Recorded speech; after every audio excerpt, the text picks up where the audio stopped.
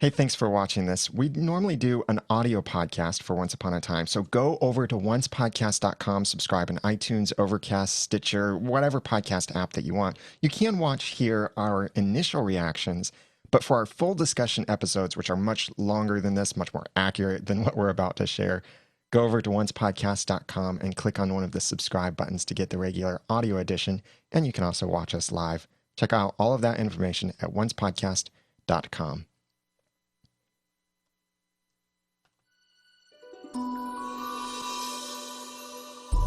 You're listening to Once, episode 170, Smash the Mirror, Initial Reactions.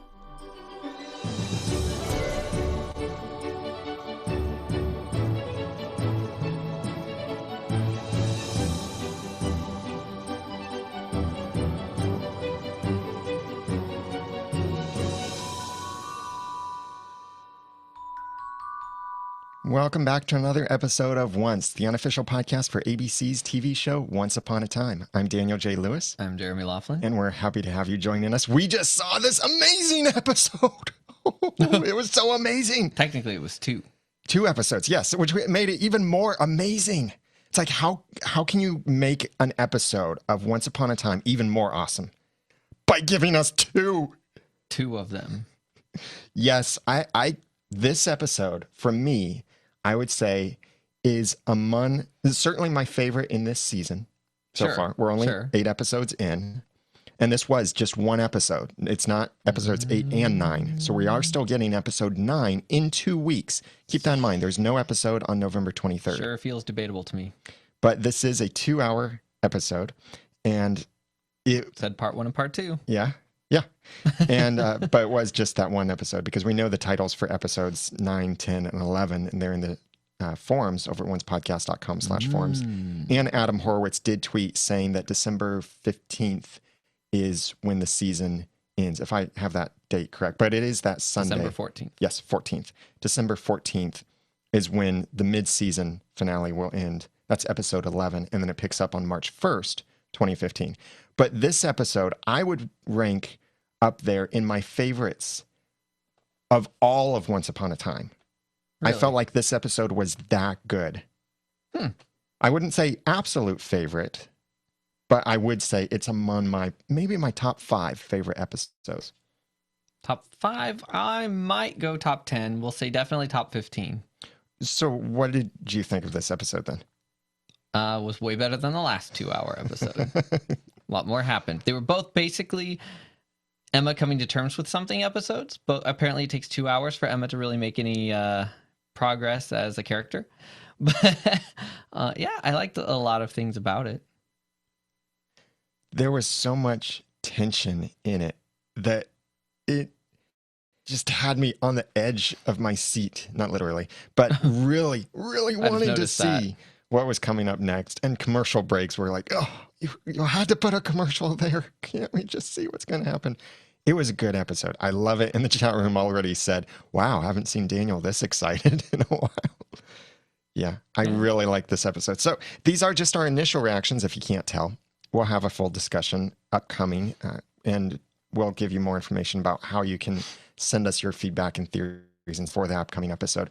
But here are some of the things that really stood out to me about this episode that were really good. Well, one thing we do know now that, yes, indeed, Hook is that secret ingredient that Rumpel needs for this new thing. Yeah. And it's specifically his heart. Now, I thought it would be something like, instead of the heart of the thing you love most, that it would be the heart of the person you hate most, or the heart of your enemy, something, like that. That's what I thought too. Very well played to say the heart of someone who knew him before he was the Dark One. Which, how does she know that? Maybe all she said is, you need the heart of someone who knew you before you were the Dark One. Well, she probably did, but how does she know that? I don't know. Maybe it's in that scroll somewhere, something that Elsa or someone didn't read, or that wasn't translated for us by one of our awesome fans. I want to see a part of the story, a flashback, where somehow, even though it's a lot of urn jumping, I want her out of the urn for a while in the middle. But that can't happen, can it? Right now I'm getting confused again. Timelines. Well, Point being that she went into the urn, as was previously stated, not knowing even how to control her magic. And she came out fully in control, apparently very knowledgeable about all the spells and all the magic of all the realms. Doesn't make a lot of sense. Yeah, that's true. She did have the hat for a little while. She's the new Regina. But she went into that urn and got out of the urn before she had the hat. She got the hat from Anna. Correct. And she had it for a little while, probably long enough to really discover certain things about how the hat works and what would be necessary. Maybe in some of her conversations there with the sorcerer's apprentice, she discovered... AKA the sorcerer. You think so? Oh, yeah. I was thinking that too, maybe. Yeah. But then again, would the sorcerer so easily be sucked into his own hat? Well, it would make putting it on one's head problematic. Yeah. However, maybe, because, Rumpel put it in magic sucking mode, just like it has an automatic sleep mode. Yeah, apparently. Well, once it detects that it's not getting any prey, it just kind of goes, I'll go back into my box. Either that or it's on a timer. It's an evil hat. I think it was Emma's magic whoosh that she did that made the hat turn off. Okay. It's as good an explanation as any. Really cool to see Emma finally embracing her magic and controlling it, too. The way that they... And wherever Anna is, she's awake because the sky is awake. Hey, yeah. Frozen Anna. Wow. I didn't think that's the way it was going to turn out. Right. So all of Arendelle is currently locked in ice again. That's probably what I'm thinking. So what that means to me, well, at least what we saw is that Arendelle was locked in ice. That doesn't mean that Anna and Kristoff are still there in Arendelle. They might be in Storybrooke somewhere. Oh, I think they are still there. Frozen, and apparently her heartbeat is still detectable when she's frozen. Oh, sure. Yeah, because I thought that was the implication. They're really awkward about some of this dead or not dead stuff. They really don't like to kill people all of a sudden, which is different than, say, season 1. Apparently they've decided, killing is bad and feeling up the evil queen is good. But that's all good family TV. You gotta have rules. You gotta have a code. But today's not one of those days. Anyway, but back to the killing. I think the implication was that Hans was not dead. Somehow Elsa knew that Hans had been... Wait, we saw that, didn't we? Did we? Well, oh my gosh, the timelines. Elsa was there when Hans was frozen. Anna wasn't. So Anna was the one that was shocked, and Anna would be more shocked. But Elsa didn't know that that Ingrid put him in a closet somewhere? Well, yeah. That's strange. It's really strange. Why did she keep him anyway? Why didn't she leave him in the cave? That's where it happened, right? Right. I guess she likes to keep her victims close, which might be an indication that Anna is in Storybrooke, frozen somewhere. But then why wouldn't the Bo Peep's staff point to where Anna was in Storybrooke? I think it only detected her heartbeat because Anna was somewhere else in a different realm, maybe. It gets hairy. See, I think it would have been really cool to sort of like pan back and show all the people of Arendelle become frozen themselves. And so then there's this whole frozen kingdom in the balance, in addition to everything happening in Storybrooke. Right. So, such a great episode. And we are not going to hit every point here as we're discussing this. So don't think that we're skipping things intentionally. But this book, now, that's another big thing with this. We got a little clue, by the way, a lost reference. Number 23, page 23. Oh, yeah. Yeah, so definitely a lost reference there. And what an interesting way to show us that, yes, villains can have happy endings because they don't have to be the bad guy. Yeah. That's a Lego movie reference.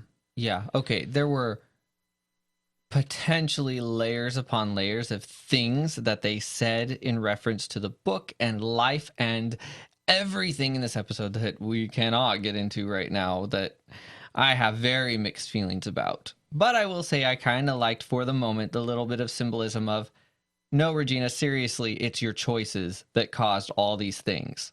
Right. This could have been the page in the book.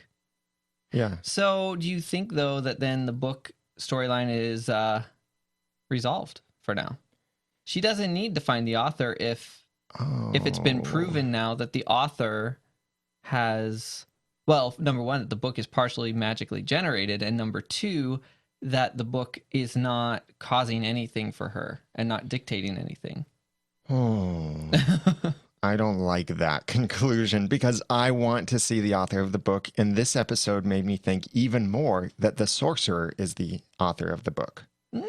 Maybe. But I do think you have a very good point. And I think the apprentice is the sorcerer, and I think the sorcerer made a mistake to some degree, or at least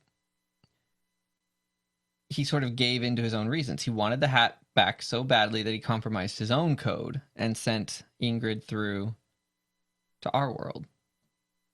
In 82, is that the year Emma was born? Well, he sent her through in 1982. That's, I forget what year Emma was actually born. Let's see, quick math. I think 82. 1983. 83. Because the show started in 2011, and that was supposed to be Emma's 28th birthday. Oh, what was 28? I was thinking 22nd, it was 23rd, 2011. So she was born in 1983, which makes sense because then Ingrid was sent through ahead of time. So a little bit before Emma came through, which would give Ingrid enough time to settle in. Yeah, which would give Ingrid then enough time to settle in with the world. So that means not only can the sorcerer send someone to a different world, can he send them to a different time? But then again, what if this is our timeline hint here? Keb, listen. Keb manages our timeline over at oncepodcast.com. Oh, I think you're right. It wasn't time travel. It was simply, yes. Right. So this could be like a year to a year and a half before the curse. Okay. Or up to a year and 10 months, really, before the curse took place. It is funny that they tend to always just say a very long time ago. Mm-hmm. They're like, we were writing, we didn't want to do the math. Just do it yourselves. Well, those guys over at oncepodcast.com are doing a great timeline. Yeah, we'll just get our ideas from them. I'll bet the timeline is in the writer's room all the time. Our timeline. Keb's timeline. Yeah. Keb does a great job. oncepodcast.com/timeline.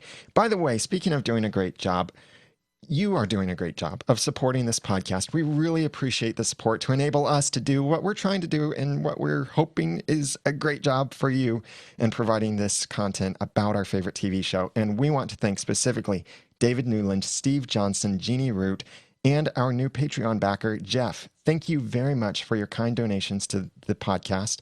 It really helps keep the podcast running because it does cost a lot to run the podcast, and we really appreciate the donations, the support to keep everything running and pay for all of the expenses of running this podcast, providing all of this to you for free, and we really appreciate that support. David Newland, Steve Johnson, Jeannie Root, and Jeff, our new Patreon backer. There are many different ways that you can support the podcast financially. Go to oncepodcast.com/sponsor, and you'll see 3 different options. One is you can donate a one-time donation amount of any level, or you can donate on a per episode basis through Patreon, or you can donate on a per month basis, and it will be deducted automatically from PayPal or a credit card.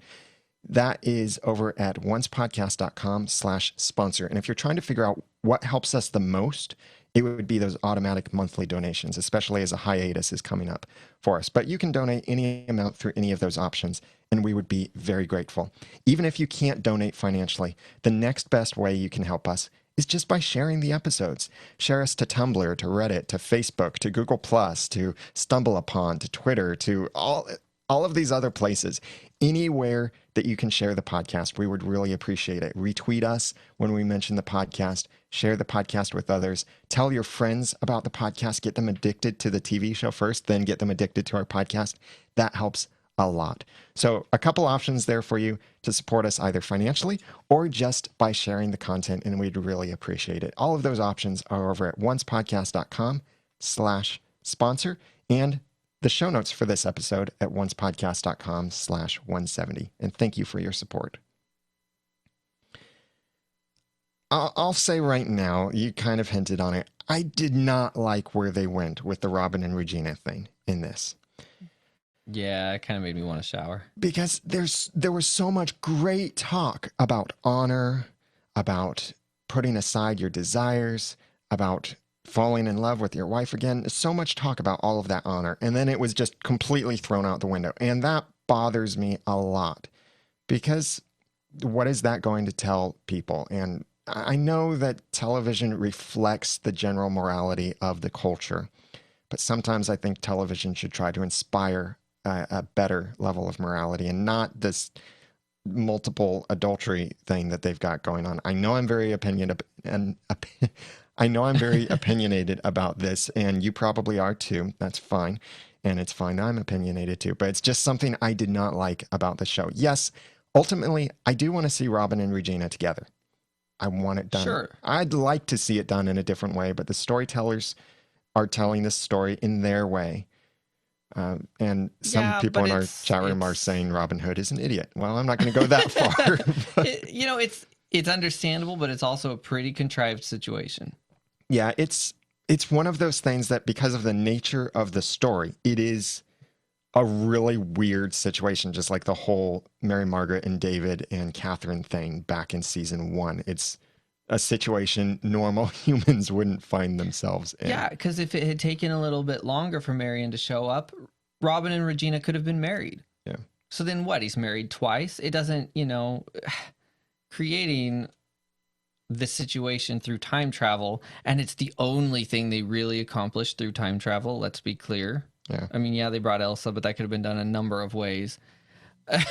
It's just not fair in a sense. I guess it's dragging on. It's the only thing so far this season that is really dragging on. They need to resolve the Marion thing like now. Yeah, and when they said they're in the library basically saying, oh, we can have our happy ending after all, I was thinking in my mind, wait a minute, Marion, hello. How does this still fit in with all of this? And I'm glad he apparently stuck Roland in a hollow tree and just left him there. Where's the kid? Who's taking care of him? Is he with Granny, who hasn't been in the whole season? I don't know. Well, moving on to someone, though, who's doing a bit better morally, Hook, I think, really stepped it up in this episode and that call that he made to Emma and the voicemail he left. Beautiful call where he was just confessing. Yeah, a little bit. I kept waiting for it to beep and be like, time limit exceeded, message erased. Hey, Emma, it's Hook again. Where do I leave off? Let's see. Sorry, never see you again. Bye. It was touching-ish. Yeah, and She'll then never hear it. The talk between Snow and Regina about grace and forgiveness, that was really cool. And hope. Also, sure. There was a lot of they were a little mixed up in that conversation. Yeah, and there was a lot of other stuff too that personally I take issues with, like the whole you have to love yourself, and that's the ultimate way for true love to control your magic. That's a bit. Ever heard the term selfish? That's kind of kind of where that starts. There's some truth, and that's going to be a touchy topic because there's some things that people mean when they say love yourself that are healthy. But there's a lot in that phrase and in that movement that is not healthy because, like everything, humans take it too far. Yeah, and they're not. But there was a lot of that in this. They're not trying to make a moral statement on that. They're just trying to tell a story, and along the way, certain things like that come out, and they don't dig into them much more. I think the point for Emma's character was good. Mm-hmm. So Emma now has control of her magic, but now, in some way, Elsa and Emma are possibly partially controlled or connected, bound, chained to the Snow Queen. And it ended up being, she needed the 3 boys to put on the 3 sisters. Nailed it. Yeah, and I'm glad that all she had to do was wave her hand. Yeah. Actually, that's pretty consistent with the way magic is used in the show. So I'm kind of glad that she did it. And the mirror is broken now. And it's all curse-like going out on everyone. Yeah. Now, here's the funny thing. I expected all the little particles to multiply and look like a much, much, much town-sized version of what she did to Anna. Mhm. But I suspect the CG for that would be possibly beyond our powers in this day. Right. So, another curse cloud, which is fine because that's a pretty established visual. Like, everyone's going to know what's coming. Oh, there's a curse coming. And this one, Go in the basement. It won't help. this one is going to take place. It's not being stopped, at least that we know. We've got now 2 weeks before this first half of the season returns. So this is a nice cliffhanger, really, going on this 2-week or 1-2 week hiatus. It's 2 weeks until the next episode. That's what I mean. So yeah, it's a great cliffhanger.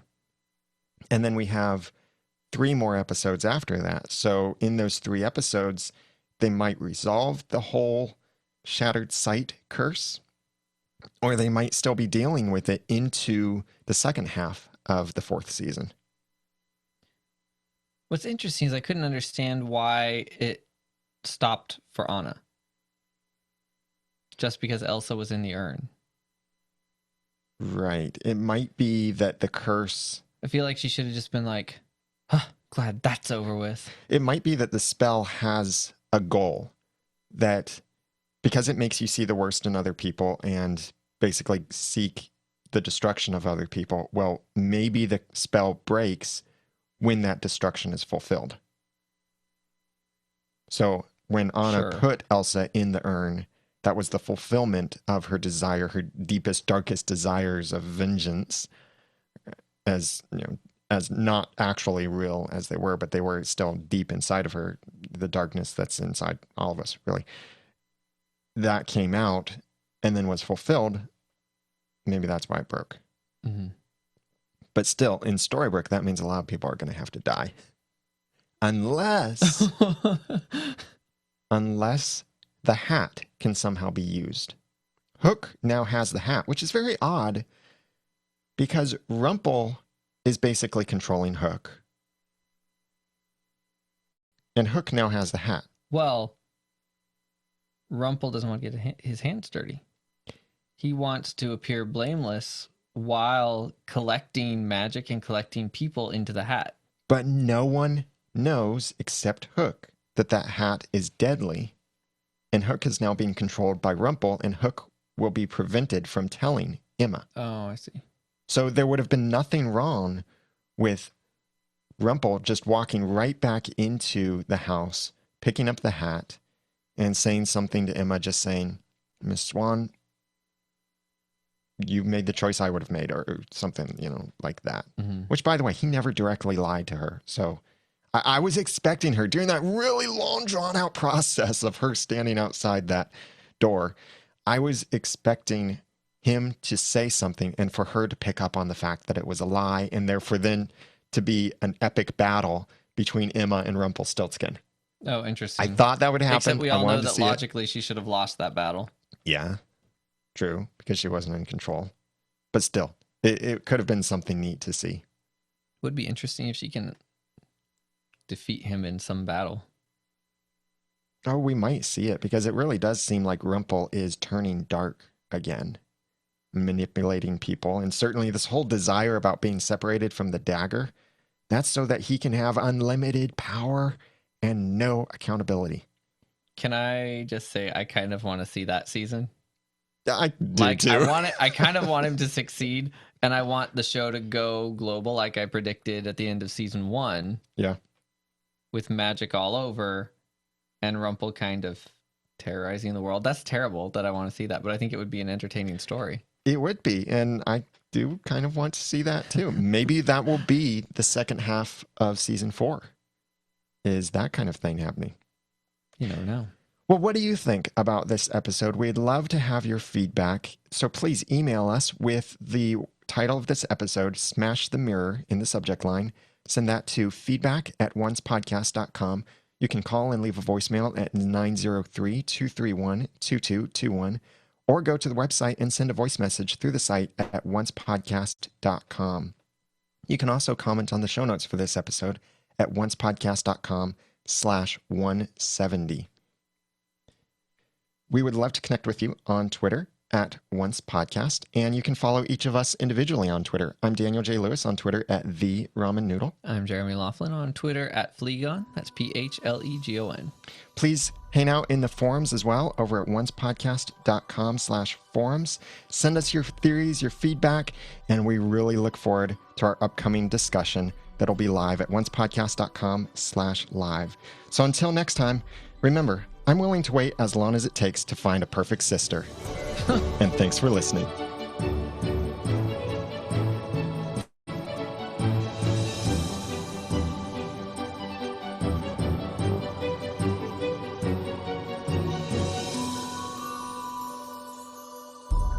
Once Podcast is a proud member of Noodle.mx Network. Find more of our award-winning and award-nominated podcasts to make you think, laugh, and succeed at Noodle.mx.